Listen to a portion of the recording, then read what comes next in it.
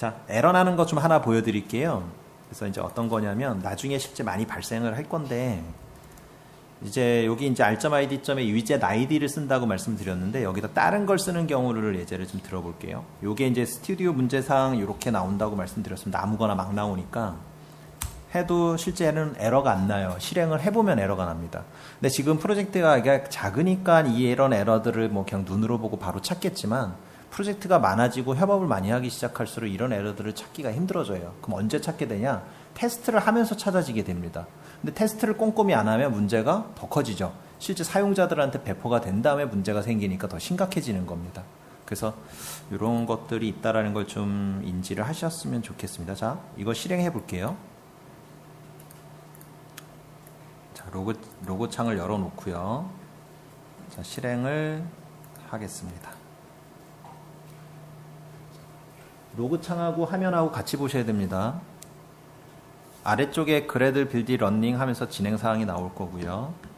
모두 다 완료되면 실행이 되면서 뭔가 떨어지죠.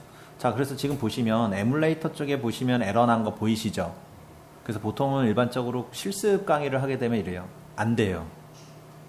이거 화면 보고 안 돼요. 질문이 나옵니다. 근데 그러면 안 되잖아요. 제가 빨간색이 보이면 무조건 확인해야 된다 그랬죠. 그쵸? 빨간색이 어디 있나요? 왼쪽에 로그 창에 엄청나게 많죠. 그래서 이 글자를 다 읽어볼 필요 없습니다. 그냥 팁만 말씀드리는 거예요. 핵심만. 가장 바깥으로 튀어나온 부분만 읽으시면 돼요. 그럼 여기 보시면 커즈드 바이에서 원인이라고 나온 거잖아요. 뒤에 있는 것 때문에 발생한 거야 라고 나와 있어요.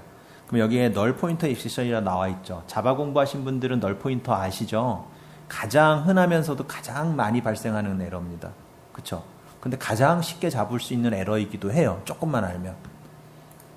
보시면은 안드로이드 위젯 버튼점 set on click 리스너의 널 오브젝트 레퍼런스 상에서 이거 메소드를 호출을 했다라는 얘기잖아요. 그쵸? 이해되세요? 그리고 요 밑에 메인 액티비티 자바에서 17라인 이렇게 표시가 되어 있습니다. 다른 것들은 뭔지 잘 모르잖아요. 그쵸? 클릭도 못하고. 근데 이건 클릭도 할 수 있어요. 파란색이니까. 그래서 클릭을 하면 소스 코드에 갑니다. 여기 가죠. 이 라인에서 에러가 났대요. 근데 에러가 뭐래요? 널 오브젝트 레퍼런스 상에서 set on click 리스너를 호출했다라는 에러 메시지입니다. 맞아요? 영어 공부 필수죠. 그래서 개발자도. 네. 배워야 될 게 너무 많습니다. 그래서 여기에서 이제 보시면 이거를 널에서 호출했대요. 그러면 이게 버튼 1이 널이라는 얘기잖아요. 이게 널이 될 수 있는 가능성은 뭐가 있을까요? 이 코드가 아니라면 예를 들어서 이렇게 선언했다면 널일 가능성이 있죠. 아니면 또 어떤 경우가 있냐면 이거를 여기다 선언했는데 이렇게 선언했을 경우에 널일 가능성이 있죠. 아무것도 안 했으니까. 그쵸? 자, 그래서 아무튼 버튼 1이 문제라는 거 찾았습니다. 그럼 버튼 1에다 뭔가 대입하는 부분이 있는지 없는지를 확인하시면 되는 거예요. 있어요. 있는데 에러가 났어요. 그 얘기는 뭐예요? find view id로 이거를 못 찾았다는 얘기입니다. 맞죠? 그러면 이게 어디 있는지 확인을 해야죠. 이게 반드시 어디에 있어야 되냐면 activity underbar main.xml에 있어야 됩니다. 맞나요? 그러면 이거를 복사해서 activity main.xml 가서 찾아보겠습니다. 찾았는데 없어요. 그쵸? 컨트롤 F 했는데 그 얘기는 뭐냐면 이걸 잘못 썼다는 얘기입니다. 그래서 이걸 다시 확인해서 고치시면 해결이 되는 문제예요. 이건 툴이 조금 좋아지면 해결이 될 것 같은데 아직까지는 이렇습니다. 그래서 기억을 좀 하시고요. 화면에 그래서 이런 에러가 나오면 무조건 로그캣을 봐야 된다만 확실하게 기억하시면 대부분의 문제 해결됩니다. 이거 몰라서 문제 질문하는 경우 되게 많습니다. 로그캣 자체를 모르시는 거예요. 그리고 요거를 읽을 생각을 안 하시는 경우 대부분 질문을 많이 하세요. 근데 여기 해결책이 있습니다. 요 한 줄만 딱 읽으시면 해결이 됩니다. 자, 그 다음에 이제 액티비티 얘기인데요. 그게 이제 교재로 치자면은 어디냐면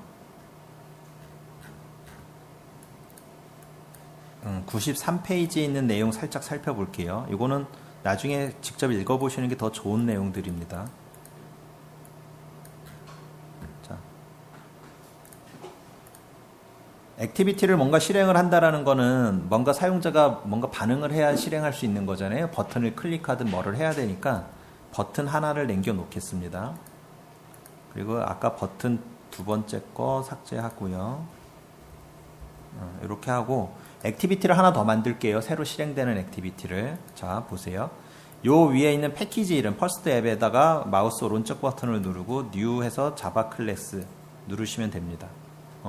그래서 이렇게 해서 여기다가 뉴 액티비티 라고 하겠어요. 그 다음에 슈퍼 클래스라고 되어 있는데 우리 기존에 만들어 거 보면 메인 액티비티 보면 이렇게 돼 있잖아요. 컴팻 액티비티라고. 맞죠? 그래서 안드로이드에서 액티비티로 동작을 하고 싶다면 이렇게 액티비티류를 상속을 해야지만 액티비티처럼 동작을 합니다. 그래야 안드로이드가 실행을 해줄 수 있는 거예요. 근데 이걸 상속을 안 하면 안 됩니다. 실행이. 이해되셨죠?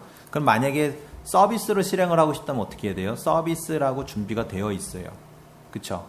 그럼 브로드캐스트 리시버는 어떻게 해야 돼요? 브로드캐스트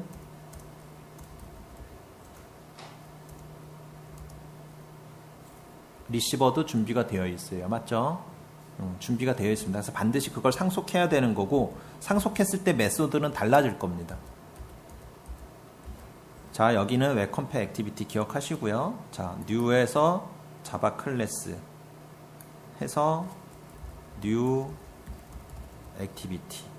그 다음에 슈퍼 클래스는 앱 컴팻 액티비티. 이렇게 해서 자동으로 나옵니다. 그래서 OK를 누릅니다. 그럼 만들어졌죠. 근데 여기 아까처럼 해서 뉴 쪽 다시 들어가 보시면 뭐가 있냐면 밑에 액티비티라고도 있습니다. 그럼 아까 전에 우리 empty 액티비티 만들었잖아요. 그거 만드듯이 만드셔도 돼요. 이렇게. 이해되셨어요? 이렇게 만드시면 XML까지 같이 만들어지니까 더 좋겠죠. 이렇게도 있다 기억하시고요. 자, 여기 만들었는데 메소드가 하나도 없어요. 그쵸? 안드로이드에서 액티비티가 진짜 액티비티처럼 동작을 하려면 반드시 요 앱 컴팻 액티비티 상속을 해야 되고요. 근데 요런 앱 컴팻 액티비티는 요거 말고 다른 종류들도 여러 가지 있습니다. 근데 지금은 요것만 기억하시면 되고요. onCreate이라는 메소드도 반드시 선언해 줘야 됩니다. 왜 그러냐면 레이아웃 화면과 연관을 지어야 되기 때문에 그래요. 그쵸? 사용자한테 보여지는 화면인 액티비티인데 화면이 없으면 안 되잖아요. 그래서 반드시 onCreate이라는 메소드를 만들어야 됩니다. 그러면 우리가 여기다가 타이핑을 다 하고 있으면 말이 안 되죠. onCreate라고 치면 돼요. 그러면 밑에 나와 있죠. 엔터 누르면 자동으로 됩니다. 자, 그 다음에 우리 뭐 해야 돼요? 레이아웃을 여기다 연관시켜 줘야 되잖아요. 그렇죠? set, content, view, r. layout. 뭐 해야 돼요? 근데 우린 지금 없어요. 그렇죠? 그래서 액티비티 요 관련된 레이아웃도 하나 다시 만들어 보겠습니다. 액티비티 메인인데 컨트롤 C하고 컨트롤 V 하면 만들 수 있어요. 복사하는 겁니다. 그냥 new 해서 만들게요. 그래서 다른 거 여기는 다 필요 없으니까 다 지워버리고요. 여기다가 new activity 이렇게 이름만 짓겠습니다. 그냥 눈으로만 쭉 훑어서 보셔도 돼요. 자, 이렇게 해서 만들었어요. 그 다음에 여기도 당연히 바꿔줘야죠. 잘못된 거 넣었으니까. 자, 이렇게 바꿔줘요. 그러면 액티비티가 지금 2개, 자바 파일이 2개, 그 XML 파일이 2개입니다. 맞죠? 자, 그래서 우리는 뭐를 할 거냐면 메인 액티비티에서 new 액티비티를 호출할 겁니다. 화면에 띄울 거예요. 그래서 이 메소드 이름도 바꿀게요. show new activity 라는 메소드로 하겠습니다. 자, 이렇게. 자, 그 다음에 우리 아까 전에 말씀드렸는데 뭔가 메시지를 전달하는 객체를 아까 뭐라고 설명드렸죠? 메시지라는 이름으로 인텐트. 머리 너무 좋으신 것 같아요. 자, 인텐트. 자,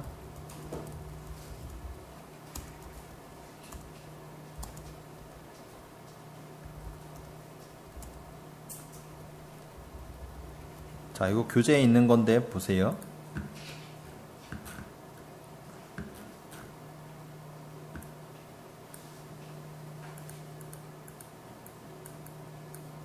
이 교재 보이시죠?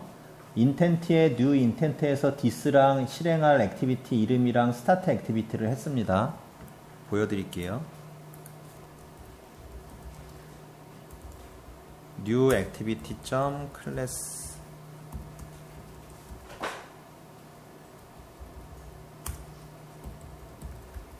자, 요거 설명을 좀 드릴게요. 자, 요게 액티비티를 실행하는 코드예요. 이거는 이해하는 거다, 암기하는 거다? 암기하는 겁니다. 그쵸?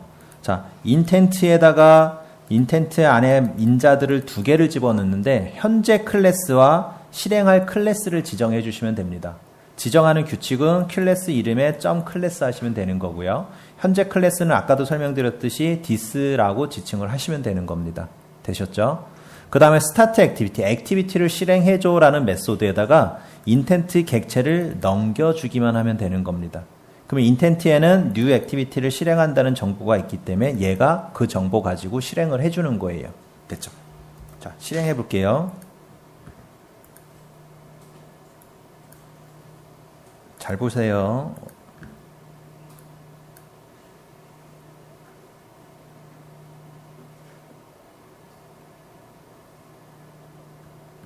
자, 이상 없이 실행이 됐습니다. 그 다음에 버튼을 누르면 어떻게 돼야 돼요? new 액티비티가 실행이 되어야 되죠. 어떻게 됐어요? 자, 이제 뭐 해야 되나요? 로그캣을 봐야 되죠. 맞아요. 에러가 나면 무조건 로그캣. 그것만 기억하세요. 쭉 봤는데 튀어나온 부분이 위에밖에 없네요. 그쵸? 쭉 읽어봐요. 천천히. 액티비티 not found 입시션. 액티비티를 찾을 수 없다. 맞죠? 자, 그러면 영어 해석하셔야죠. 액티비티 클래스를 명시적으로 찾을 수 없다. 찾을 수 없네. 자, 그럼 뭐라고 뒤에 나와 있어요? 너무 친절해졌어요. 당신은 선언했니? 이 액티비티를 어디에? 안드로이드 매니페스트.xml에. 그쵸? 해답이 다 나와 있어요. 그럼 안드로이드 매니페스트.xml은 뭐다? 여기 있는 거예요. 이 파일. 이해되시죠? 위에 안드로이드 매니페스트.xml이라고 나와 있죠. 그래서 우리가 요 단어들만 좀 기억을 하고 있으면 대충 유추해서 해결을 할 수 있는 거예요. 그럼 여기에 액티비티 선언이 돼 있어요? 안 돼 있어요? 안 돼 있습니다. 그래서 액티비티, 서비스, 브로드캐스트, 리시버 등은 반드시 여기다 선언을 해줘야 된다. 기억하실 수 있죠? 자, 그러면 액티비티 말고 화면을 구성하는 재활용할 수 있는 요소는 뭐가 있다? 프래그먼트 있다. 자, 프래그먼트도 여기다 추가를 해야 된다, 하지 않아도 된다. 뭘까요?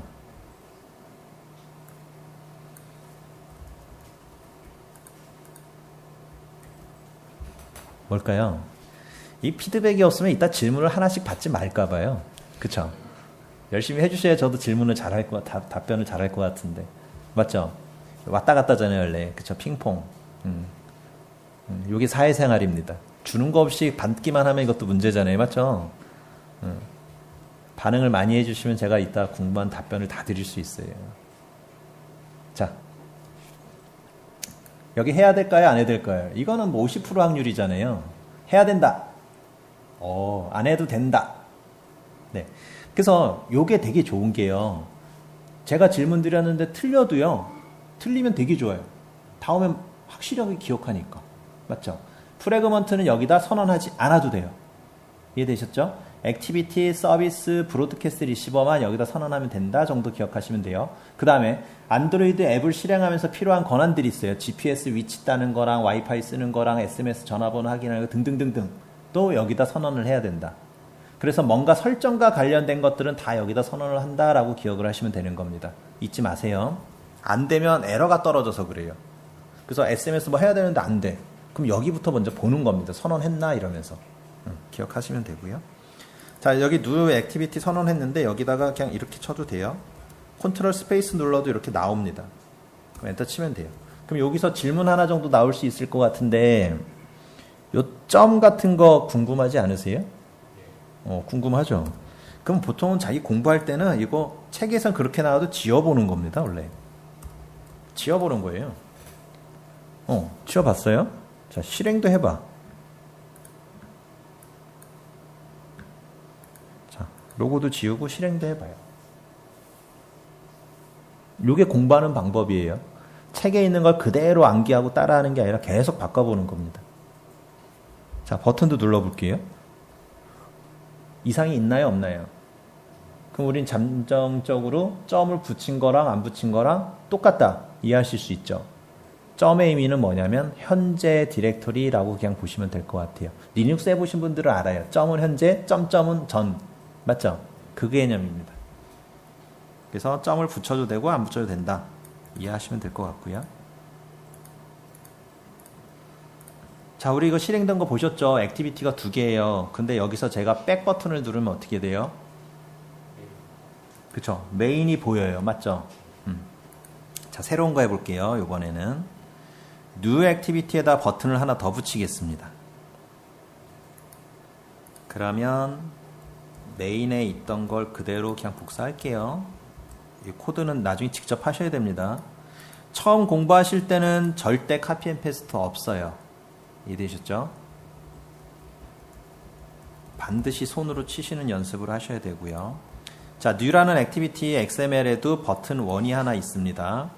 자, 여기도 버튼 클릭했을 때 동작하게 만들 건데 카피 앤 페스트 합니다. 이거 돌아가셔서 직접 치시는 거예요. 단 되게 익숙해지시면 안 하셔도 됩니다.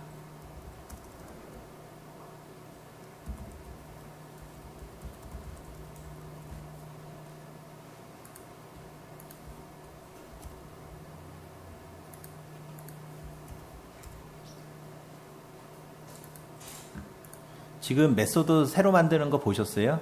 제가 안 쳤죠? 다시 한번 보여드릴게요. 이렇게 쳐놓고 여기서 Alt, Enter 치시면 돼요. 기억하세요, 단축키. 단축키 되게 많은데요. 기본적인 것만 아셔도 됩니다. 그래서 선택만 하시면 만들어져요. 오타가 일단 없어요.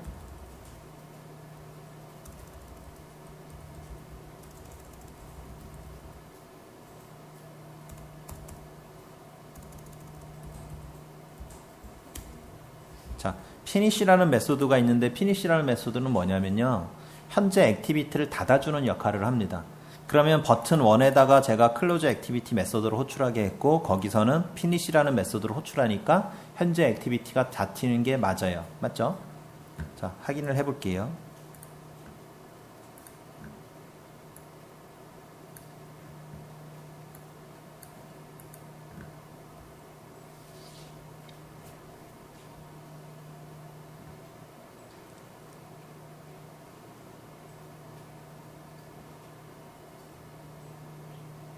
버튼 1 눌러서 New Activity를 실행을 했고요. 버튼 1을 누르겠습니다. 닫힌 거 맞나요? 그쵸? 자, 코드를 조금 바꿀 거예요. 다양한 코드 좀 보여드리는 겁니다.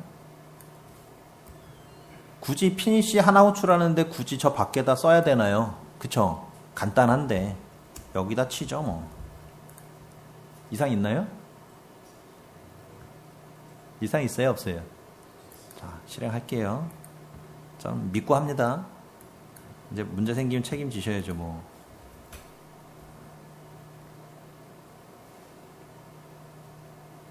아, 잘 됐어요. 그쵸? 근데 진짜는 버튼을 눌렀을 때죠. 눌러볼게요. 괜찮지 않다고 하신 분 계시나요 혹시? 항상 반대의 경우가 있어서. 잘 됐나요? 네. 자, 원래 정식은요, 근데 정식은요, 이 익명 클래스 내부잖아요. 근데 이 피니시라는 건 누가 갖고 있냐면요. 지금 이거 제가 피니시 메소드 있는 클래스를 뽑은 건데 지금 보면 주석이 엄청 많네요. 자, 여기 보시면 액티비티잖아요. 그쵸? 이 액티비티가 갖고 있는 게 이 피니시예요.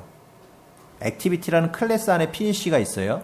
근데 여기 보시면 accompany 액티비티를 우리는 상속했잖아요. 상속한다는 건 뭐예요? 부모 클래스에 있는 모든 거를 물려받는다라는 얘기입니다. 맞죠? 자, 그러면 accompany 액티비티 한번 들어가 볼게요. 얘는 지금 뭐 상속하고 있나요? 프래그먼트 액티비티 상속하고 있어요. 얘 다시 또 들어가 볼게요. 프래그먼트 액티비티는 뭘 상속하고 있나요?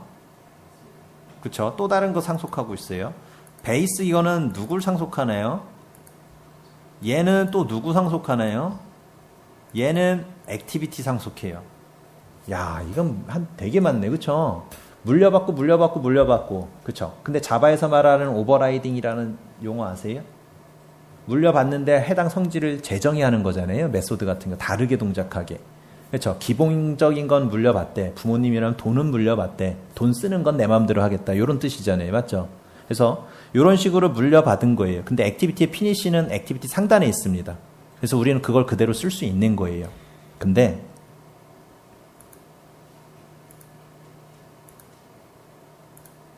너무 많이 열었어요. 이게 자꾸 복잡해질 겁니다. 이쪽도. 원래는 옛날에는 에컴페 액티비티가 아니었어요. 다른 거에 서포트 액티비티 뭐 다른 거 등등이었는데 계속 바뀌는 겁니다. 하이 호환성 때문에 그래요. 그래서 자꾸 복잡해지는 이유가 그렇습니다. 그래서 아무튼 그런 거 이해해 줘야 돼요. 우리는 약자잖아요. 따라 할 수밖에 없어요. 그래서 그렇게 하시고요. 이 익명 클래스 내부에서 이 바깥에 있는 걸 접근을 할 때는 첫 번째는 원래 뭐냐면 바깥쪽에 있는 클래스를 지정을 해줘야 됩니다. 바깥쪽에 있는 클래스 지정할 땐 뭐예요? 자기 클래스 지정할 땐 뭘 써요? 요게 함정이에요. 디스에다가 피니시를 쓰면은 안 나와요. 여기서 디스는 어디 가르치는 것 같으세요? 얘를 가르치는 거예요. 익명 클래스니까 얘도.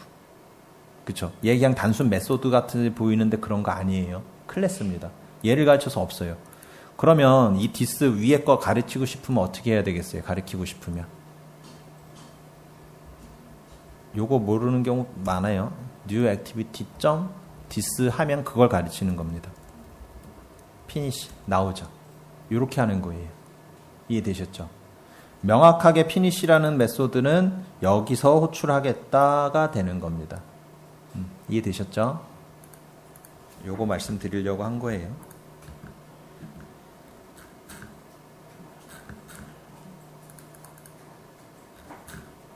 그래서 요 정도면 될 것 같고요. 그 다음에 생명주기 이거 정말 중요하거든요.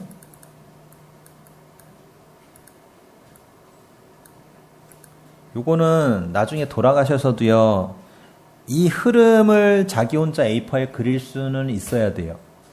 이해되셨죠? 무조건 A4에다 나가 메소드 호출 쫙 쓸 수 있을 정도는 돼야 됩니다. 솔직히 안드로이드 2년 3년 했는데 이거 사이클 메소드 작성 못한다는 이 사람 제대로 안 한 거예요. 잘 모르는 거예요. 확실합니다. 그래서 이렇게 해가지고 기억을 하시고 설명들도 다 읽어보셔야 됩니다. 왜 그러냐면 안드로이드에서 우리 여기 온크릿이라는 메소드 우리가 직접 호출한 적 있으세요? 액티비티라는 클래스가 안드로이드에서 말하는 그 액티비티로 동작을 하고 싶다면 제가 이렇게 액티비티를 상속해야 되고 그 다음에 온크릿이라는 메소드에 이렇게 선언을 해야 된다라고 말씀을 드렸습니다. 그러면 누군가가 온크릿이라는 메소드를 호출해줘야 되는 거예요. 맞죠?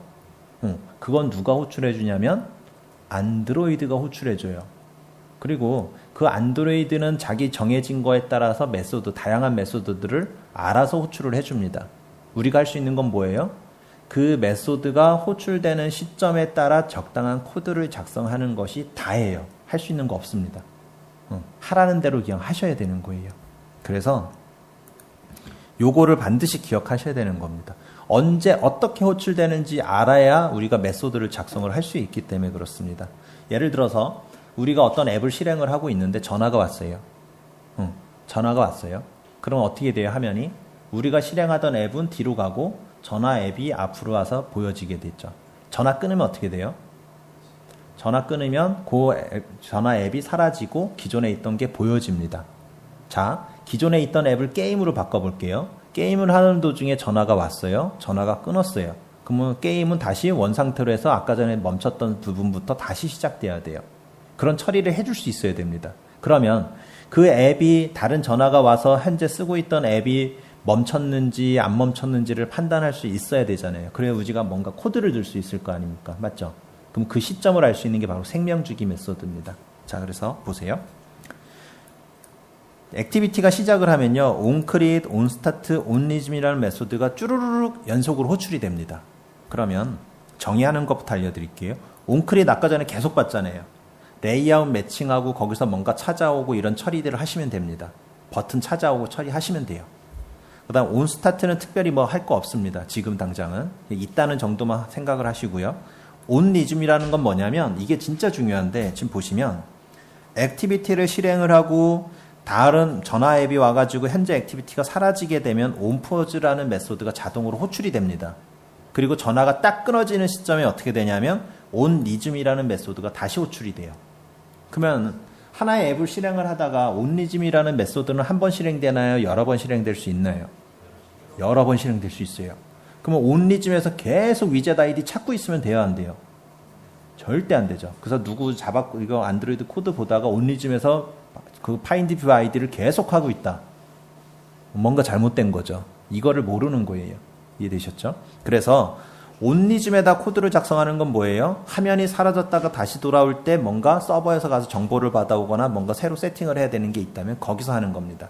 그리고 화면이 사라졌을 때 뭔가 처리를 해야 된다 라고 했을 때는 어디다 해요? onPause라는 메소드에다 하는 겁니다. 기억하셨죠? 그래서 기억하셔야 되는 거는 onCreate, onRhythm, onPause 기억하시면 됩니다. 그 다음에 onStop이나 onDistol이라는 게 있는데 이건 뭐냐면 onStop이라는 거는 이 앱 자체가 아예 뒤로 가서 멈춰버린 거예요. 다시 재기가 되기도 하지만 이 경우는 그렇게 많지 않다라고 보시는 게 더 맞을 것 같습니다. 그래서 오래된 경우라고 보시면 될 것 같아요. 그렇게 오래가 되면 안드로이드에서는 그런 오래된 앱들이 자꾸 많아지면 어떻게 돼요? 메모리를 자꾸 할당해 놨으니까 메모리가 부족해지는 현상이 생깁니다. 안 좋잖아요. 그래서 뒷단에서 그런 앱들을 찾아서 죽여버립니다. 다 없애버려요. 그게 나름 알고리즘으로 정의가 되어 있습니다. 그 알고리즘에 따라서 우리가 안 죽게 하고 싶은 방법이 있어요? 없어요? 없어요. 백단에 있으면 죽게 되는 거예요. 사용자가 써야 됩니다. 그러니까 언제 죽을지 몰라요. 그럼 우리가 어떤 정보들을 계속 그냥 앱 자체에 있으면 돼요? 안 돼요? 언제 죽을지 모르는데. 저장을 어디단가 해야죠. 서버든 로컬 핸드폰의 파일이든 뭐든 해야 되는 겁니다. 기억하시면 되고요. 그 다음에 안드로이드가 이 앱은 필요 없어 라고 해서 종료를 하는 경우는 뭐냐면 onDistol이라는 메소드를 호출하면 되는 겁니다. 그래서 onDistol에 우리가 할 수 있는 건 뭐예요? 앱이 완전히 사라지기 전에 뭔가 작업을 해야 된다 라고 판단이 되면 여기다 하면 됩니다. 근데 이 시점을 우리가 알 수가 없어요. 알 수가 없기 때문에 여기다가 코드를 작성하는 건 되게 위험해질 수가 있습니다. 제대로 실행이 안 될 가능성이 있어요. 대부분 호출이 되는데 안 되는 경우가 있다는 겁니다. 그래서 웬만하면 onStop 쪽에다가 선언만 하시면 되는 거예요. 그래서 우리가 코드를 주로 많이 작성하는 경우는 onCreate, onRhythm, onStop, onPause 이렇게 4개 정도, 5개, 4개, 4개 정도라고 보시면 될 것 같아요. 그래서 이거 꼭 한번 읽어보시고요. 자, 위젯 설명을 좀 드리기 전에 로그캣에 로그 남기는 걸 좀 한번 다시 좀 볼게요.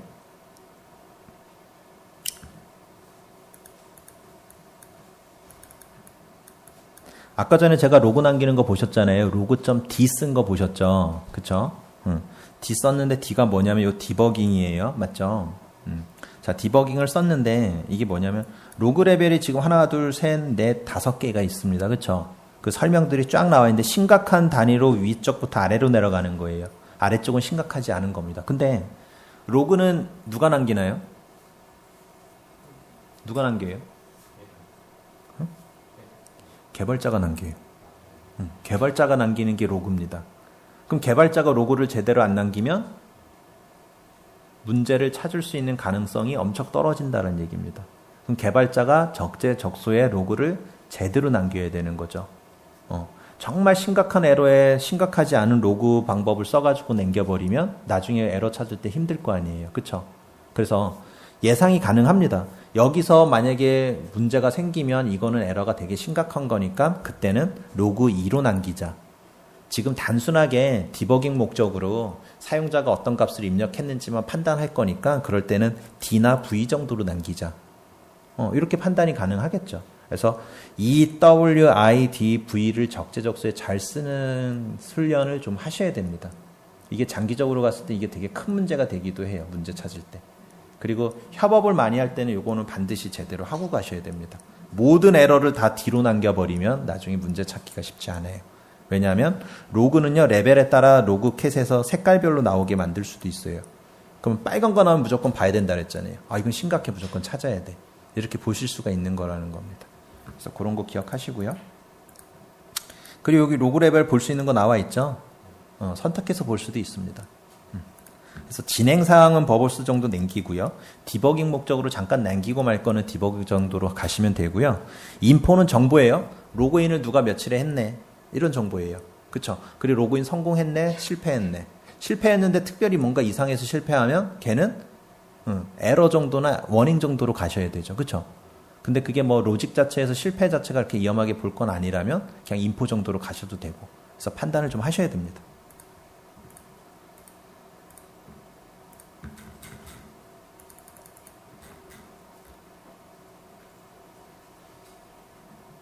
자, 위젯 설명을 드릴게요.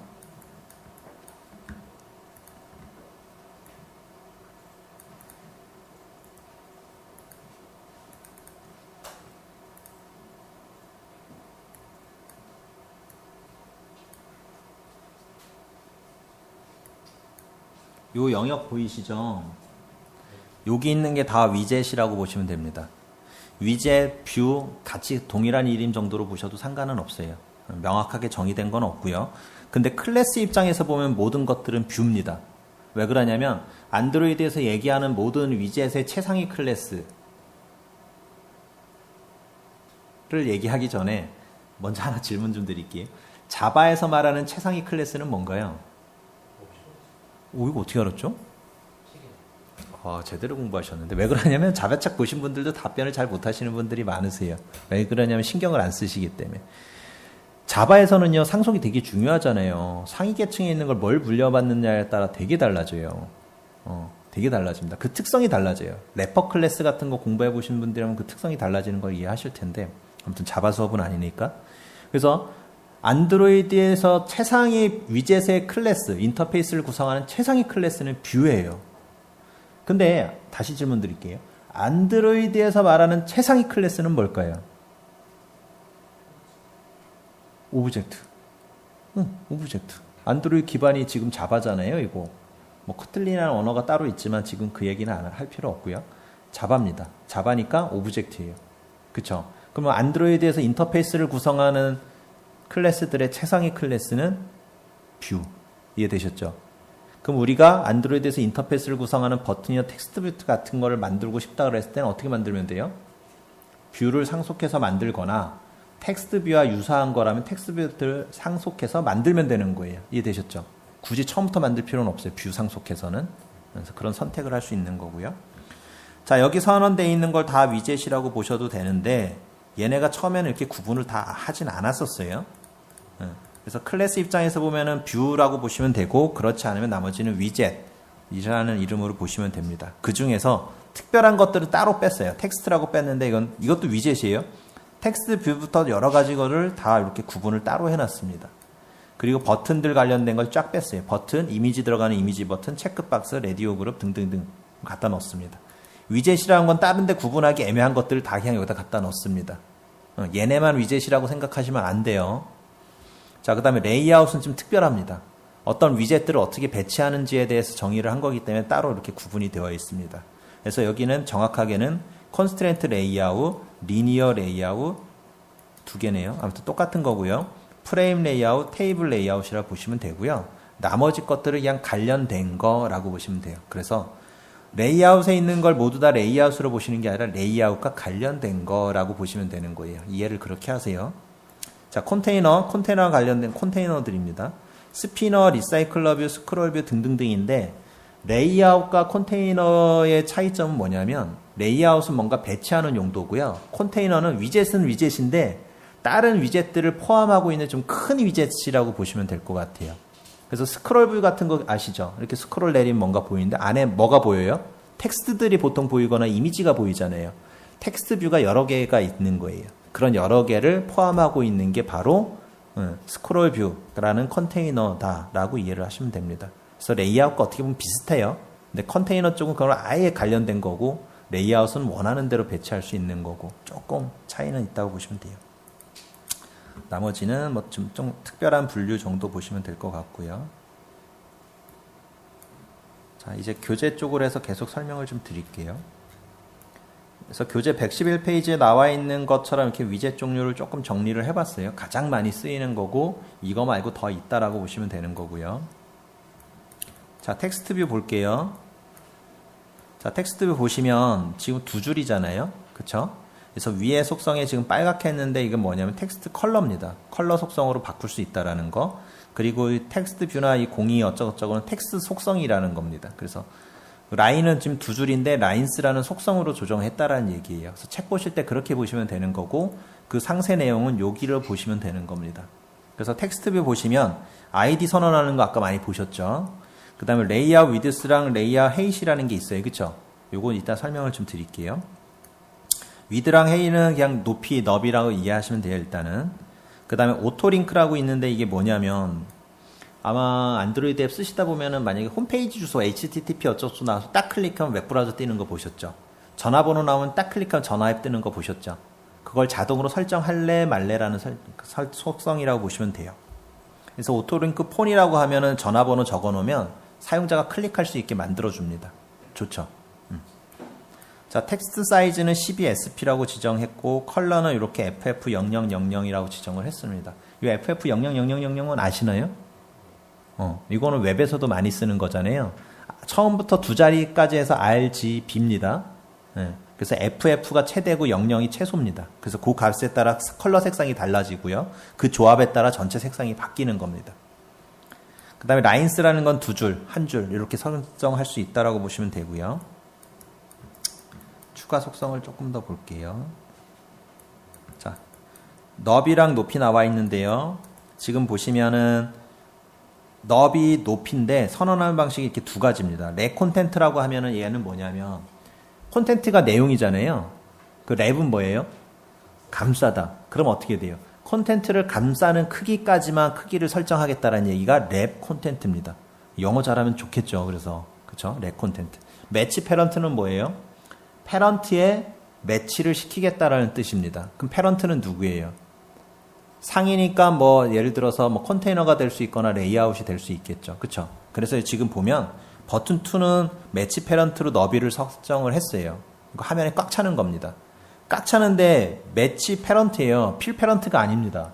예전에 속성은 원래 필 패런트였는데 바뀌었어요. 속성 이름이. 필 패런트라는 뜻은 어떻게 가지고 있어요? 그냥 우리나라 사람은 그냥 그러려니 하는데 그냥 영어권에서는 좀 의미가 좀 이상하잖아요. 패런트를 꽉 채우는 거잖아요. 꽉 채우는 거는 빈칸이 있거나 막 이러면 돼요, 안 돼요? 필 패런트니까 꽉 차야 돼요. 말이 이상하잖아요. 그래서 하도 말이 나오더니 매치 패런트로 속성 이름이 바뀌었습니다. 매치 패런트는 뭐예요? 패런트에 매칭 시킨다. 꽉 채울 필요 없어요. 그래서 내부적인 패딩이나 이런 속성에 따라서 꽉 안 차거든요, 실제로. 그래서 이름이 바뀐 거고요.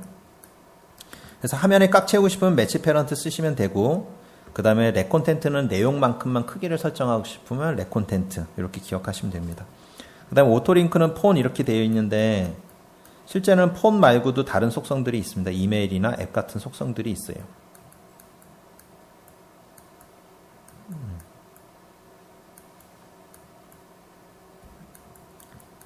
여기는 안 나와 있는데요. 요거 하나 보여드릴게요.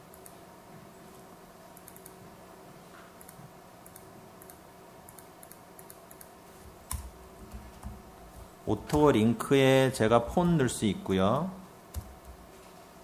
두 개를 넣고 싶으면 이렇게 넣을 수 있어요. 근데 요거에 지금 잘 안 보이시잖아요.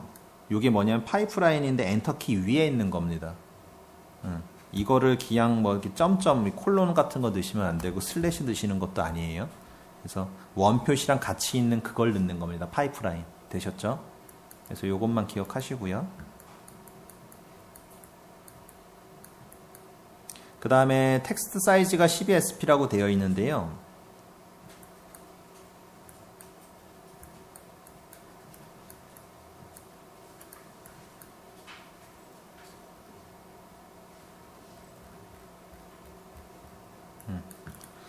그래서 SP라는 뜻이 여기 적혀져 있긴 한데 스케일 인디펜트 픽셀입니다.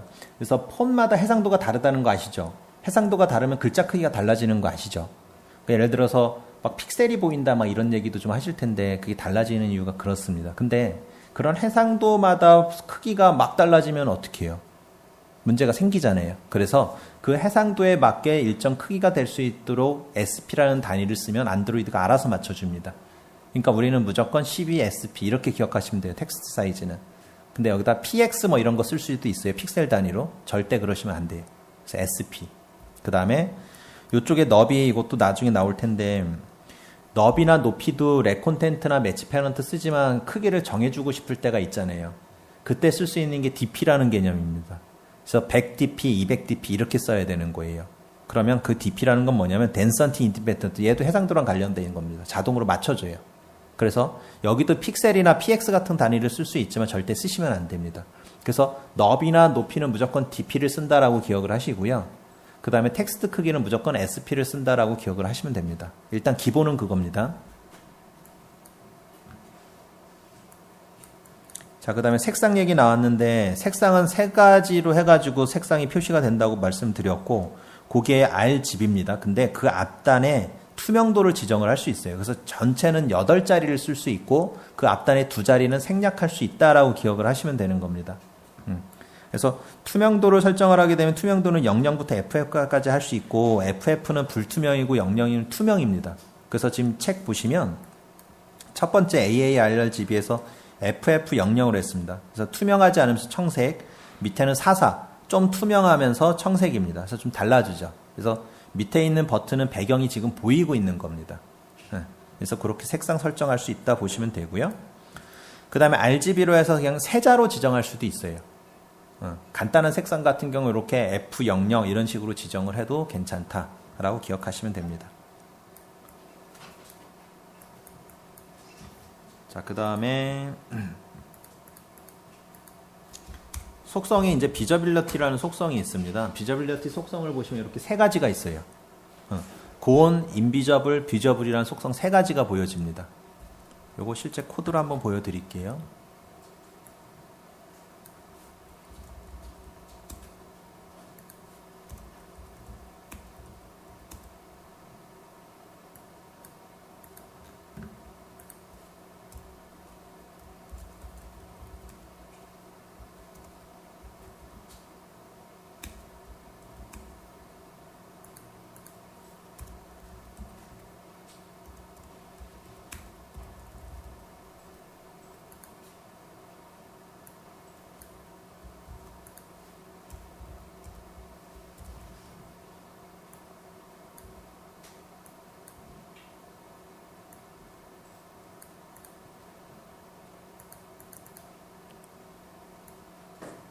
자, 리니어 레이아웃이라는 거 썼는데 그냥 뭐 다른 거 신경 쓰지 마시고요. 이 레이아웃은 호리즌털 수평으로 배치하는 레이아웃이라고만 기억하시고요. 3개를 배치를 했습니다. 자, 두 번째 거 가지고 볼게요. 비저빌리티를 인비저블로 했습니다. 어떻게 돼요? 자리 이렇게 됐죠? 기억하세요. 자, 아이고. 자, 곤으로 했습니다. 어떻게 돼요? 사라졌어요. 아예 처음부터 없었던 것처럼. 그러면 요거 개발할 때 유용하게 쓸 수 있겠죠. 근데 요 인비저블과 곤을 기억을 못 하시면 어떻게 쓰는지 헷갈려질 수 있습니다. 그래서 반드시 기억을 좀 하시고요.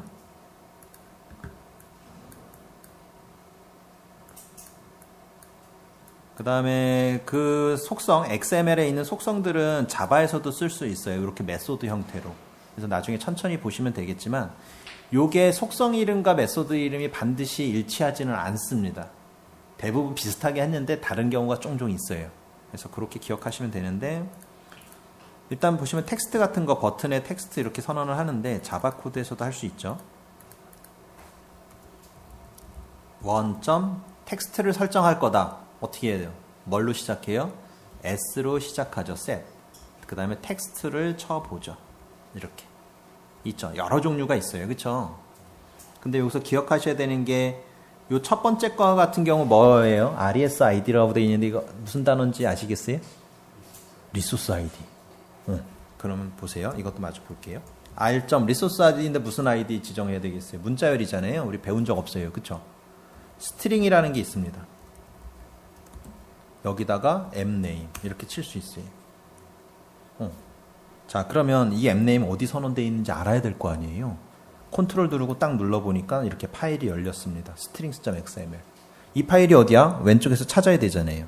그쵸? 찾는 방법이 있습니다. 요 위에 이거 좌표 표시되는 것처럼 보이는 거 보이세요? 동그란 거? 딱 누르면 해당 파일로 갑니다. 그러면 이거 열어보면 요 파일이에요. 그럼 이거 바꿔볼게요.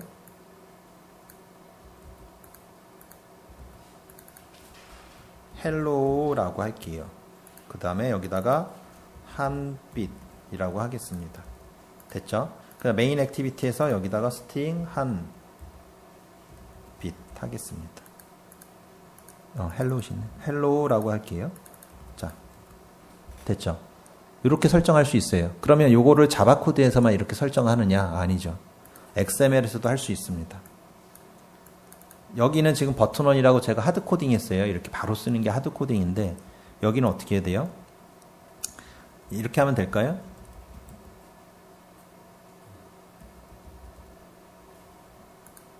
될까요? 바로 안 된다는 거 아실 것 같아요. 이렇게 나오니까. 그쵸? 그래서 여긴 규칙이 있습니다. 자바 코드랑은 다르니까 여기는 좀 색다르게 써라고 규칙을 만들었어요. 골뱅이 at이라는 표시죠. 스트링 그 다음에 선택 이렇게 규칙입니다. XML에서 at이라고 골뱅이라고 치는 거는 바로 리소스를 가르친다 라고 보시면 됩니다. 이해되셨죠? 그래서 실제로는 이런 식으로 하드 코딩하는 건 좋은 습관이 아니에요. 그건 반드시 기억을 하셔야 되는 거고요. 그래서 이렇게 노란 줄로 갔습니다. 설명이 나와 있죠. 하드 코드된 스트링 버튼 2는 반드시 add string 리소스를 사용해야 된다. 나오죠. 근데 그냥 워닝 정도입니다. 자, edit 텍스트도 간단하게만 볼게요. 지금 edit 텍스트는 텍스트 뷰하고 다른 점이 뭐예요? 가장 중요한 다른 점.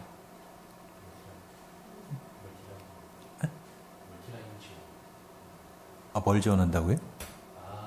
가장 다른 특징. 그쵸. 입력할 수 있다는 게 가장 다른 겁니다. 그쵸. 그래서 교재에도 제가 요거에 대해서 좀 해서 설명을 드렸는데, 어딨어?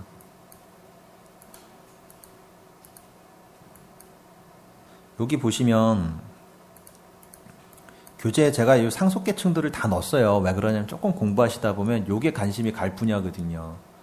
텍스트 뷰를 상속해서 만들어진 게 에디트 텍스트입니다. 상속해서 만들어졌다는 얘기는 뭐예요? 텍스트 뷰에 있는 형질들을 그대로 물려받았다는 얘기잖아요. 물려받아서 수정할 수 있는 기능만 넣은 겁니다. 이해되셨죠? 자, 속성 중요한 거 몇 개만 볼게요. 나머지는 돌아가셔서 보세요. 가장 중요한 속성은 당연히 입력할 수 있는 거예요. 근데 입력할 수 있는 건 뭔가 선언한다고 입력하는 게 아니라 그냥 냅두면 입력할 수 있어요. 특별하지 않잖아요. 원래 가진 속성이니까. width, height, backdp 지정하는 거 아까 설명드렸던 거 gravity라는 용어가 나왔습니다. 요거는 좀 기억하셔야 될 것 같아요. 설명을 조금 뒤에 할게요. 그 다음에 input type도 처음 나왔고 background tint도 처음 나왔고 힌트, 그 다음에 텍스트 컬러 이렇게 나와 있습니다. 텍스트 컬러는 그냥 이해되시죠? 힌트라는 건 뭐냐면 입력하기 전에 자동으로 나오는 글자입니다. 그렇게 보시면 되고요. 그 다음 백그라운드 틴트는 지금 FF0000이잖아요. 빨간색이죠. 여기 빨간색 어디 보이세요? 밑줄 가 있는 거 이런 거 보이시죠? 이게 바로 백그라운드 틴트입니다. 위에 텍스트는 텍스트 컬러색이고요. 속성 이해하시면 되고요. 자, 그러면 남은 게 이제 그래비티랑 인풋 타입만 기억을 하시면 돼요. 그래비티 먼저 볼게요. 자, 그래비티 속성은 이렇습니다. 뭔가 되게 많은데요. 그냥 중앙에 배치하고 싶으면 어떤 걸 배치하는 속성이에요. 배치하는 속성 다른 컴퓨터 프로그래밍에서 많이 나오는 거 있죠. 뭐 웹 프로그래밍이든 뭐든 하시면 배치 관련돼서 속성 중요한 게 하나 있을 거예요. 자주 쓰는 거. 온라인. 기억나시죠? 네. 그래서 안드로이드는 그게 처음에는 딱 넘어오면서 좀 특이했던 부분들이에요. 그래비티라는 용어를 씁니다. 중력 해가지고 배치하는 거. 그래서 센터. 그래서 센터에서 위로 가는 거 뭐 이렇게 해서 다 배치되는데 설명 잠깐만 드릴게요. 이게 하나의 위젯 크기라고 그러면 그 중앙에 놓는 게 센터고요. 센터고요. 네, 콘텐츠에서는 이게 의미가 없어요. 그냥 꽉 잡고 있으니까. 센터고요. 왼쪽에 센터 언더바 버티컬이 되어 있는데 이건 뭐냐면 이 높이에서 중앙에 배치하겠다는 게 센터 버티컬입니다. 높이에서 중앙, 위아래에서 중앙에 배치하는 거. 그러면 위아래 말고 왼쪽 오른쪽에서 중앙에 배치하고 싶다 이러면 어떻게 해야 되겠어요? 센터 언더바 호리즌털 쓰시면 돼요. 근데 이걸 쓰면은 위에 이렇게만 배치되잖아요. 그쵸? 이거를 밑으로 내리고 싶어요. 그러면은 버텀이란 속성을 같이 씁니다. 버텀, 파이프라인, 센터 호리즌털 쓰면 아래쪽으로 내려가는 거예요. 그래서 버텀을 안 쓰면 그냥 위에 있고 쓰면 아래로 내려가고. 자, 그 다음에 왼쪽하고 오른쪽이 있습니다. 자, 왼쪽은 스타트고 오른쪽은 엔드예요. 원래는 레프트, 라이트 썼었는데 조금 바뀌었어요. 설명 책에 있습니다. 그 왜 그랬는지 나중에 살펴보시고요. 스타트를 쓰면은 첫 번째 왼쪽이라고 보시면 되는데 이렇게 배치가 돼요. 그리고 엔드라 쓰면 오른쪽에 배치됩니다. 근데 그 스타트 왼쪽 오른쪽을 이렇게 배치가 되고요. 그 다음에 탑이라는 건 뭐냐면 상단이잖아요. 그쵸? 상단 위에. 그래서 탑을 쓰면 위에 배치가 돼요. 근데 스타트를 써도 위에가 배치가 돼요. 탑과 스타트는 그냥 기본값이라고 보시면 되는 겁니다. 이해되셨죠? 하나만 써도 무조건 탑은 기본으로 기본값 들어간다 보시면 돼요. 탑을 해놓고 오른쪽에다가 배치하고 싶으면 어떻게 배치하면 되겠어요? 탑에다가 파이프라인 엔드 하면 되겠죠. 그럼 위쪽에 엔드로 가는 거니까 맞죠? 그렇게 이해하시면 됩니다. 그래서 같이 쓸 수 있는 속성들이다라고 기억을 하시면 될 것 같아요. 아래쪽 배치하시면 바탕 기억하시면 되고요. 자, 인풋 타입이라는 거 있는데 이건 뭐냐면 입력하는 값을 설정하는 겁니다. 그냥 일반 텍스트로 입력할 수도 있고요. 아니면 이런 식으로 여러 가지 값들을 입력할 수 있습니다. 그 중에서 기억하셔야 되는 게 폰, 데이트, 타임 이런 형식으로 입력할 수 있게 만들어줘요. 하나 정도만 좀 볼게요.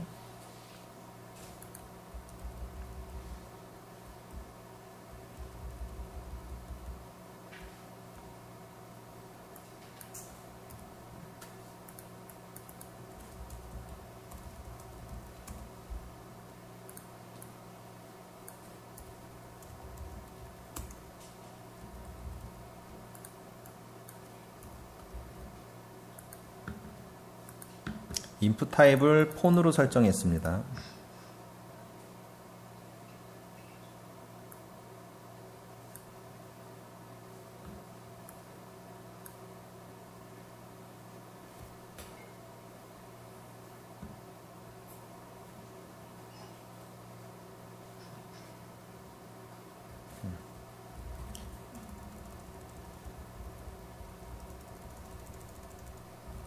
제가 지금 영문자 뜨고 있거든요. 키보드에서는. 근데 영문자가 안 들어가는 거예요. 근데 왜 73 이렇게 숫자 들어가는지 모르겠지만 아무튼 폰이기 때문에 폰과 관련된 숫자 값만 정도 들어간다고 보시면 되고요. 그 다음에 여기다 쓸 수 있는 것들이 이제 여러 가지죠. 넘버, 디시멀, 패스워드 이런 식으로. 넘버 패스워드를 한번 보여드릴게요. 패스워드는 기본적으로 어떻게 들어가야 돼요? 숫자 값이 보이면 안 되죠. 그게 핵심입니다. 그래서 이런 것들을 우리가 특별히 처리하지 않아도 기본으로 된다는 게 좀 편한 겁니다.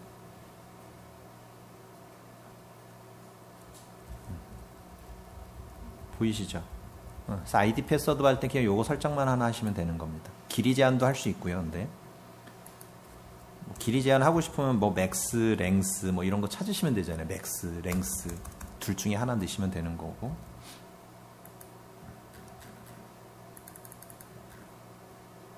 자, 버튼. 그래서 하나의 속성을 알게 되면 거의 다 비슷합니다. 이제 버튼 쪽엔 특별히 설명할 코드가 보이나요? 없죠. 근데 텍스트 올 캡스 펄스라고 되어 있는데 이거 설명 조금만 드릴게요. 자, 올 캡스라는 거는 캡스가 대문자라는 뜻을 갖고 있잖아요. 그래서 텍스트를 대문자로 하겠냐 말겠냐라는 설정이라고 보시면 돼요. 그래서 펄스로 한 거고요. 이 속성을 설정하지 않게 true 값이 기본 속성이다. 이것만 기억하시면 돼요. 그러니까 아무것도 안 하면 그냥 대문자로 나와요. 예전에는 소문자였어요. 근데 좀 바뀌었어요. 그래서 그 정도 기억하시면 되고요. 그 다음에 중요한 거. 버튼의 드로어블 속성이라는 게 있는데 요거는 코드로 좀 보여드릴게요. 요거 정말 많이 씁니다.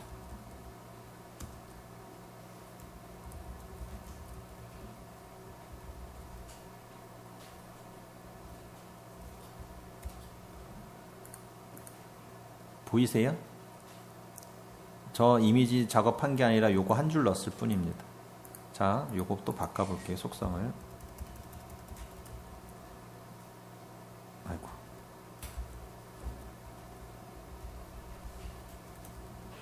탑 위로 올라갔고요. 왼쪽에다 놓으면 뭐예요? 속성이 스타트. 그쵸? 왼쪽 오른쪽은 스타트를 기억하세요. 이렇게 그러면 이 이미지랑 텍스트랑 좀 띄워놓고 싶어요. 그쵸? 너무 붙었어. 패딩이라는 게 있습니다. 떨어지는 거 보이시죠? 보이시죠? 이런 속성 기억하시면 됩니다. 근데 이 이미지 자체가 왼쪽에 여백을 갖고 있는 이미지예요. 그래서 어떻게 안 사라져요, 얘는. 그쵸? 그래서 그런 것만 좀 기억을 하시면 될 것 같고요. 그 다음에 진짜 중요한 거.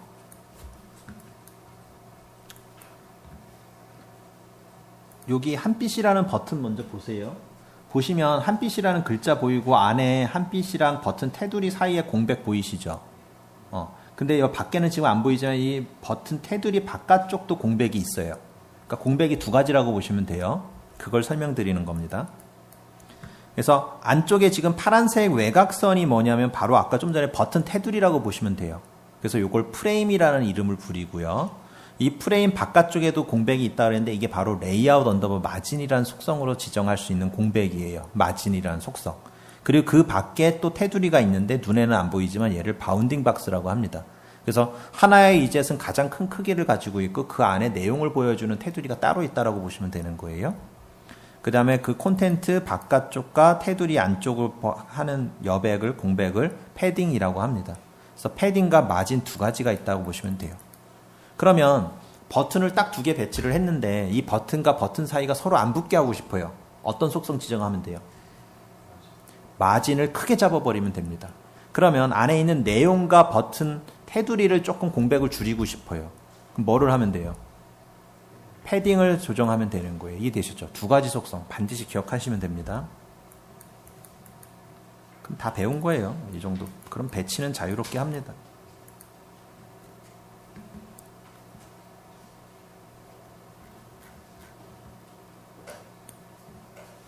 자, 이미지 뷰도 중요하죠. 자, 이미지 뷰 보시면 이미지에다가 이미지를 이렇게 놓는 거잖아요. 뷰라는 위젯에다가 이미지를 배치하는 건데 이 배치를 할 때 중요한 게 뭐예요? 이미지를 어떻게 배치하는 게 가장 중요한 특성입니다. 그래서 이미지를 지정하는 속성 src, 밑에 있는 src랑 스케일 타입이라는 게 가장 중요한 속성입니다. 그래서 스케일 타입을 어떻게 지정하느냐에 따라 이미지가 이렇게 달라져요. 그 다음에 이미지는 src로 지정을 해주시면 되는 거고요. 그래서 한번 넣어볼게요.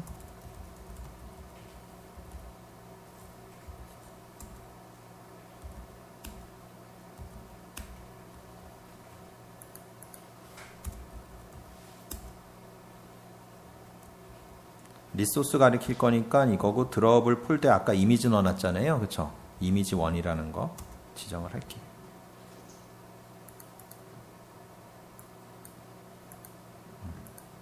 지금 이게 리니어 레이아웃이라서 자, 화면 꽉 채웠습니다. 매치 페런트인데 꽉 채웠는데 지금 가로 세로 높이가 다르다 보니까 이렇게 찬 겁니다. 자, 스케일 타입을 좀 바꿔볼게요. 센터 위로 기본으로 해서 크랍 자르겠다. 달라지죠. 근데 센터 기본으로 해서 그냥 안에다 배치할래. 되시죠? 다른 거 핏 끝쪽에다 맞춰줘. 앞쪽에다 맞춰줘. XY에다 맞춰줘. XY 맞추니까 이상해지죠? 센터 그냥 센터에다 배치. 인사이드도 안에다 배치하는 거니까 거의 비슷하고요. 크기에 따라 달라집니다. 실제 크기가 어떠냐에 따라. 그래서 요 속성에 따라 이미지를 보여주는 방식을 좀 다르게 할 수 있어요. 그래서 책에 나와 있으니까 그걸 좀 보시면 될 것 같습니다. 설명도 다 잘 되어 있어요. 그래서 기본 위젯 사용하는 거에 기본 특성만 좀 제대로 이해를 하시면 금방 쓸 수 있습니다. 이미지 버튼이 있는데 이미지 버튼은 그냥 버튼인데 이미지를 놓을 수 있는 버튼이에요. 근데 이쁘지 않아요. 이쁘지 않아. 그래서 이미지 버튼에다가 그냥 src, 아까 이미지 속성 있죠? 지정하는 거. 그거 하나만 넣으시면 됩니다. 그리고 버튼처럼 쓸 수 있어요. 그냥 set on click listener 붙일 수 있습니다. 그렇게 보시면 되고. 토글 버튼. 얘네도 특성이, 토글 버튼은 뭐냐면 온 오프 할 수 있는 버튼이라고 보시면 돼요. 온 오프는 우리 많죠, 일상에도. 스위치 같은 거. 그래서 온 오프 하면 모양이 달라지는 거고, 텍스트 온일 때, 오프일 때 텍스트를 다르게 보여줄 수 있다라는 거. 그런 속성들이 준비가 되어 있습니다. 그 다음에 체크드라는 게 바로 온 오프 설정하는 겁니다. 체크했냐 안 했냐. 그러니까 체크박스 기억하시면 돼요. 근데 그게 모양을 좀 이쁘게 하고 꾸미다 보니까 조금씩 달라졌다라고 생각하시면 됩니다.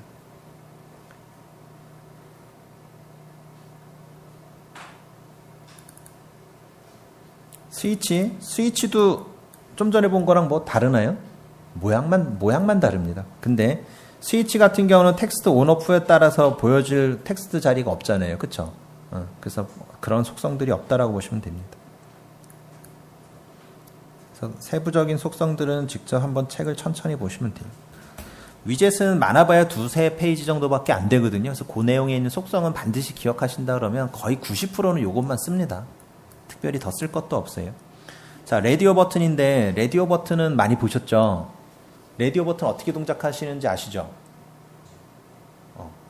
4개가, 라디오 버튼이 4개가 있으면 첫 번째부터 네 번째까지 모두 다 선택할 수 있다 없다? 있다 없다? 일반적으로 없어요. 근데 하게 할 수도 있어요. 그래서 있다 없다가 다 맞습니다. 실제로는. 그러면 근데 우리가 지금 말씀하신 것처럼 없다라고 대답하셨잖아요. 라디오 버튼의 특성은 원래 4개 중에 하나만 선택하는 게 맞는 겁니다. 10개 중에 하나. 무조건 하나만 선택하는 게 맞아요. 그쵸? 근데 우리가 그거는 특별하게 나는 2개 선택하게 할 거야 라고 했을 때 라디오 버튼을 쓰면은 일반 사용자들은 어떻게 생각하겠어요? 그쵸? 혼란스럽죠. 그래서 일반적으로 쓰던 것처럼 만들어야 됩니다. 예를 들어서 10개 항목 중에 2개 이상을 선택하고 싶다 그러면 뭘 써야 돼요?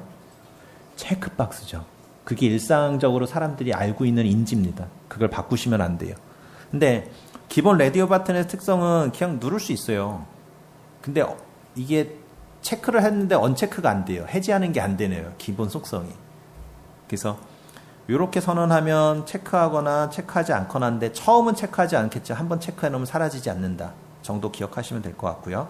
그 다음에 말씀하신 것처럼 그렇게 구현을 하시려면 어떻게 되냐면 그 라디오 버튼 여러 개를 하나의 그룹으로 묶어줘야 됩니다. 그게 컨테이너 쪽에서 나오는데 라디오 그룹이라는 게 별도로 있어요. 그걸 묶어줘야만 하나만 선택할 수 있게 됩니다. 같이 쓰셔야 되는 거예요. 그거 이따 살펴볼게요.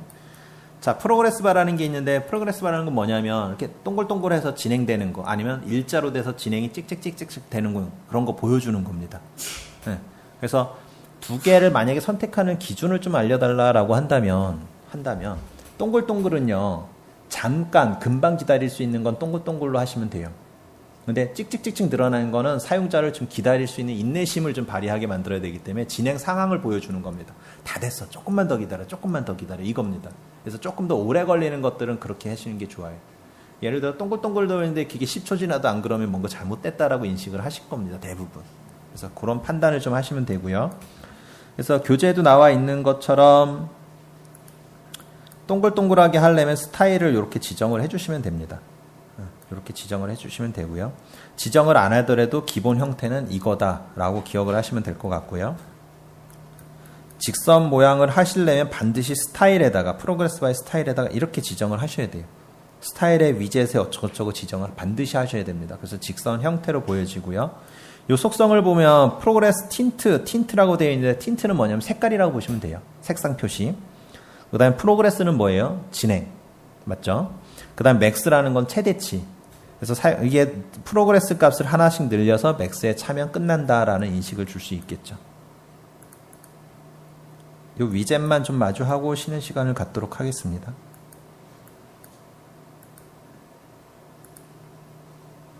자, 시크바. 시크라는 영어 뜻 아세요? 탐색하다. 맞죠? 그래서 제가 자꾸 영어 단어 뜻을 알려드리는 이유는 뭐냐면 기억하기 좋아요. 맞죠? 우린 영어 잘하니까. 맞죠? 자, 시크바는 아까 전에 프로그레스바랑 비슷해요. 근데 시크바 탐색해야 되니까 이거는 탐색이라는 건 뭐예요? 사용자가 뭔가 이렇게 할 수 있어야 되는 거잖아요. 그쵸? 우리 막 예를 들어 플레이어, 비디오 플레이어 같은 걸 이렇게 움직일 수 있게. 그래서 손잡이가 달려 있습니다. 손잡이의 영어 뜻은 가리고 물어봐야 되는데. 뭐 영어 단어 어떻게 썸프? 뭐 아무튼 아시죠? 그래서 이렇게 해서 이거의 색상을 바꿀 수 있고 프로그레스 진행사항 바꿀 수 있고 맥스 있고. 근데 이게 세컨더리 프로그레스가 있어요. 그쵸? 이것도 이미 아실 것 같아. 아시나요? 세컨더리 프로그레스 어떤 의미로 쓰는지? 생각 안 해보셨네? 어? 그래, 건장. 그쵸? 건장 상태값입니다. 그래서 음악 크기는 이 정도가 적당해. 뭐 이런 의미라고 보시면 돼요. 뭐 비디오 플레이는 이 건장값이 없겠지만, 그래서 설정할 수도 있고 안 할 수도 있습니다. 그래서 있다라는 거 기억하시면 되고요. 그리고 뭐 색깔은 뭐 다 그냥 뒤쪽에 틴트라고 붙여주면 색상 바꿀 수 있다라고 보시면 됩니다. 그래서 이렇게 설정할 수 있어요. 그래서 속성 이름만 아시면 되고 단어 뜻을 아시면 XML에 그냥 치시면 됩니다. 세컨더리만 딱 치면 프로그레스 뒤에 나오고 틴트까지 다 나와요. 속성이. 찾아서 선택. 그렇게 진행을 하시면 됩니다.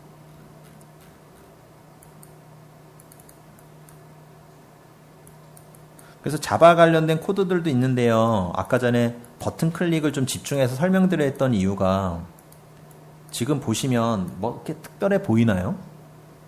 특별하지 않죠. 단어 뜻 조금 알고 아까 set click list는 어쩌고저쩌고만 기억하시면 대부분 찾아낼 수 있습니다. 맞죠? set on seek bar change listener. 상태 바뀌니까 change지. 이건 클릭으로 잡을 건 아니잖아요. 맞죠? 근데 이걸 딱 하면 메소드가 3개가 만들어져요. 3개가 자동으로 만들어지는데 보면 되죠. 프로그레스 체인지 상태값이 바뀔 때네. 맞죠? 근데 어떤 시크바 어떤 시크바를 건드렸는지 나오고 프로그레스 언제 상태값이 뭔데 누구 프롬 유저 사용자로부터 이게 진행된 값이야 아니면은 개발자가 자동으로 이게 바뀌게 만들어 놓은 거야. 요 값이 넘어오는 겁니다. 그럼 그 판단해서 set 텍스트에서 지금 프로그레스는 30이야 보여주면 되죠. 퍼센트 붙이고 싶으면 플러스에서 쌍따옴표에 퍼센트 표시해주면 되는 거. 쉽죠? 온 스타트 트래킹 터치는 뭘까요? 그죠? 트래킹을 시작하는 시점이냐, 온 스타트 트래킹을 끝내는 시점이냐, 사용자가 눌렀느냐, 뗐느냐라는 시점이라는 거죠. 이해하기 쉽죠? 되셨죠? 그렇게 기억하시는 겁니다. 그래서 그냥 보면 이해가 돼요. 찾아지면서 set하고 on하고 시크바냐 뷰냐 등등등 찾으시면 되는 겁니다. 그것만 찾으시면 돼요. 자, 레이팅 바 많이 쓰이죠. 정말 많이 쓰입니다. 기억하셔야 될 거는 여기 있는 속성이 가장 중요합니다. 레이팅이라는 건 뭐예요? 별을 몇 점 줬느냐가 중요한 거고 num stars라는 건 뭐냐면 스타 몇 개 표시해 놓을래? 라고 보시면 돼요. 이 속성 레이팅 바 보시면 안드로이드에 넘스타스 5 5개 선언했고 그 다음에 레이팅 해서 3.5 그럼 3개 하고 반입니다. 맞죠? 그래서 3개 반 해서 설정했고 스텝 사이즈는 0.5 했습니다. 설명 안 들어도 이해가 되지 않으세요? 맞죠? 스텝 사이즈 진행을 반 개씩 할래? 한 개씩 할래? 그게 스텝 사이즈. 레이팅 현재 레이팅 값 3.5니까 3개 반을 선택한 걸 기본값으로 해놔. 3이라고 해놓으면 3개를 기본값으로 해놔. 이 속성입니다. 그래서 설명들 다 있으니까 천천히 읽어보세요. 이런 부분들은 소설책 보듯이 가볍게 보셔도 됩니다. 대신 단어만 기억하세요. 자바 메소드들도 다 해놨어요. 보세요. 기억 못하셔도 앞에 시작하는 게 뭔지 보셔야 돼요. get, is, set. 아유, 뭐 어려워요? 단어 3개만 기억하면 되는데 나머지는 찾을 수 있잖아요. 그쵸? 그렇게 공부하는 겁니다.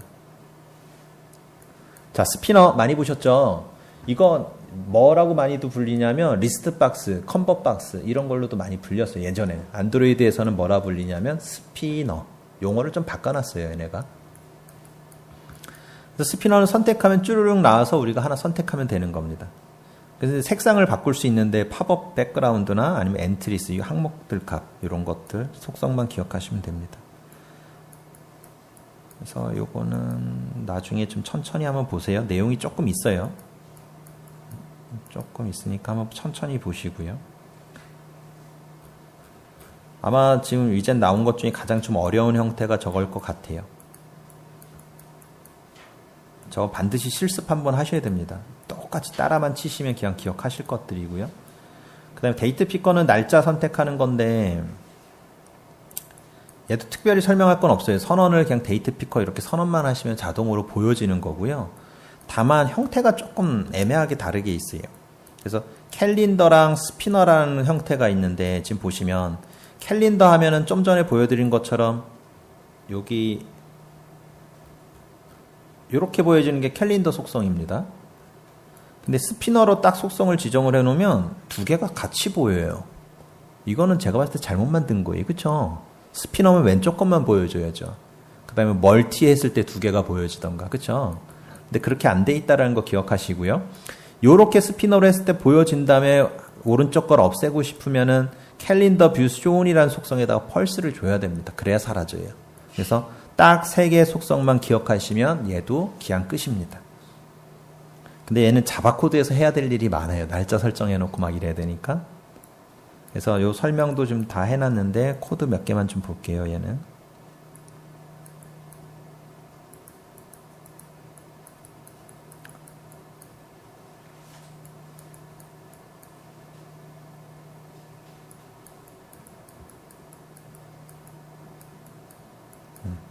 여기 보시면 get months에서 월을 반환하는데 월은 0부터 시작하므로 1월은 0이 됩니다 라고 되어 있어요. 이 얘기는 뭐냐면 세팅할 때도 0부터 시작해서 세팅해야 된다는 겁니다. 좀 헷갈려요. 그쵸? 그래서 그걸 좀 기억하시면 될 것 같고요. 여기 이제 또 속성 메소드 설명을 보시면 월은 0부터 시작하므로 사용자가 1월을 선택하면 0이 넘어옵니다.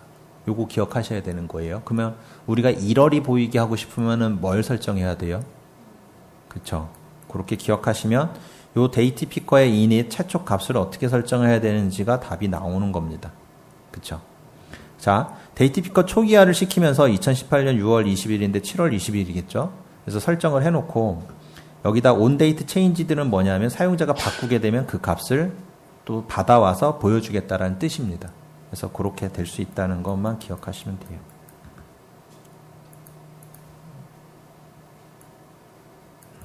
그 다음에 다이얼로그 형태인데요. 우리가 화면에 꽉 채우지 않고 이렇게 다이얼로그로 팝업처럼 띄워서 보일 수도 있습니다. 요거는 어떻게 쓰냐면 데이트 피커 다이얼로그는 자바 코드에서 쓰시면 돼요. 그래서 이렇게 쭉 치시면 되는 거고 데이트 셋 리스너는 클릭했을 때 사용자한테 뭔가 받아서 처리를 하겠다라는 거기 때문에 이렇게 아까 익명 클래스 클릭 리스너 뗐던 거 보이시죠? 그 설명해 드렸던 이유가 다 이런 것 때문에 그렇습니다. 그래서 이렇게 분리해서 쓰시면 되고 아니면 new부터 해서 아까 그 자리에다가 선언하셔도 되는 거예요. 이해되시죠? 그래서 아까 버튼 가지고 했던 것들만 좀 확실히 기억하시면 좋을 것 같아요. 타임 피커도 동일합니다. 타임 피커 이런 형태, 이런 형태. 그래서 타임 피커 모드라는 거 가지고 바꿔줄 수 있다 정도 기억하시면 되고요.